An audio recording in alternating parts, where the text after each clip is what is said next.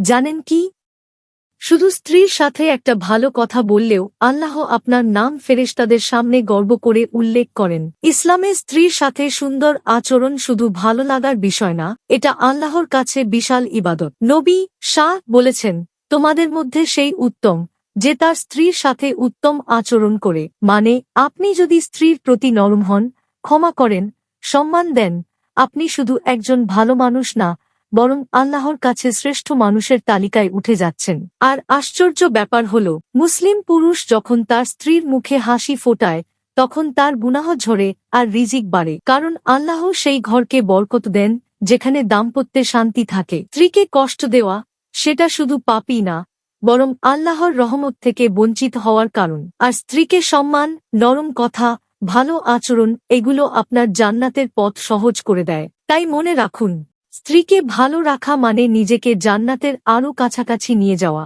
এটাই ইসলামের সৌন্দর্য। ভালোবাসা ইবাদত।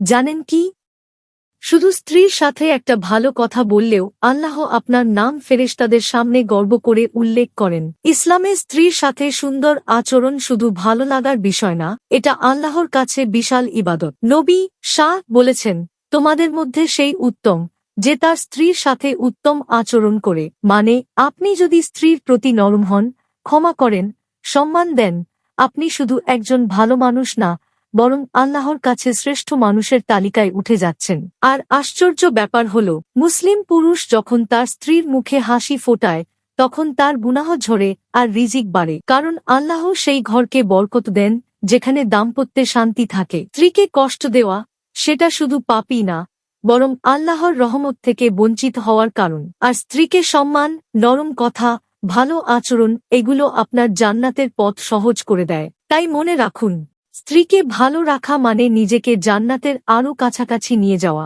এটাই ইসলামের সৌন্দর্য। ভালোবাসা ইবাদত।